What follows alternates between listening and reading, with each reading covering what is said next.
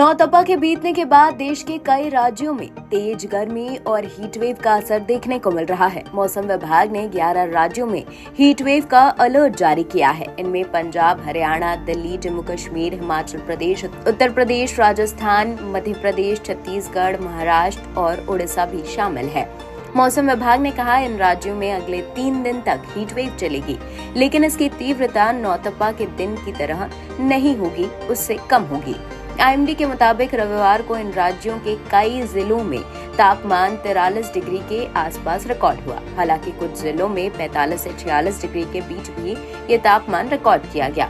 दूसरी तरफ दिल्ली में भीषण गर्मी को लेकर दिल्ली हाई कोर्ट ने इसका संज्ञान लिया है। हाई कोर्ट ने इस संदर्भ में वन की कटाई के साथ वर्तमान पीढ़ी में पर्यावरण के प्रति उदासीनता का जिक्र किया।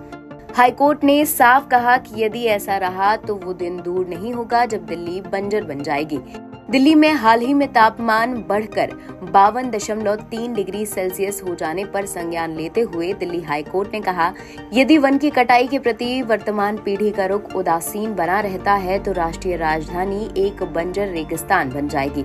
दिल्ली के मंगेशपुर क्षेत्र में बुधवार को अधिकतम तापमान 52.3 डिग्री सेल्सियस दर्ज किया गया, जो शहर में अब तक का सबसे अधिक तापमान है। जस्टिस तुषार राव ने कहा कि इस तथ्य पर न्यायिक संज्ञान लिया गया है और हाल ही में 30 मई को दिल्ली में आधिकारिक तापमान 52.3 डिग्री सेल्सियस दर्ज किया गया था। अगर वर्तमान पीढ़ी वन की कटाई के प्रति उदासीन दृष्टिकोण अपनाती रही तो वो दिन दूर नहीं है जब शहर केवल एक बंजर रेगिस्तान बन जाएगा। हाईकोर्ट ने इससे पहले एक पूर्व जस्टिस को दिल्ली में वन के संरक्षण से संबंधित शहर के अधिकारियों से एक आंतरिक विभागीय समिति का अध्यक्ष नियुक्त किया था। उच्च न्यायालय को सूचित किया गया कि जिसे अध्यक्ष नियुक्त किया गया था उन्होंने बुनियादी ढांचे की कमी के कारण अपने कर्तव्यों का निर्वहन करने का असमर्थ हैं, ऐसा उन्होंने रिपोर्ट में कहा। अदालत ने कहा कि अदालत ऐसी स्थिति को बर्दाश्त नहीं कर सकती है जहां अध्यक्ष कार्यालय स्थान या क्लर्क या सहायक कर्मचारी या किसी ट्रांसमिट संसाधनों की कमी के कारण जिम्मेदारियों का निर्वहन करने में असमर्थ हों।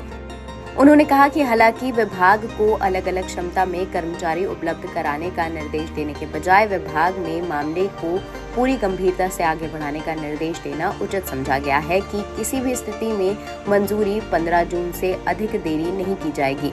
रिपोर्ट के अनुसार दिल्ली सरकार को बुनियादी ढांचे, लिपिक कर्मियों, सहायक कर्मियों और ट्रांसपोर्ट की आवश्यकता के बारे में सूचित किया गया था, जो अध्यक्ष ने अपनी जिम्मेदारियों का कुशलता निर्वहन करने के लिए आवश्यक हो।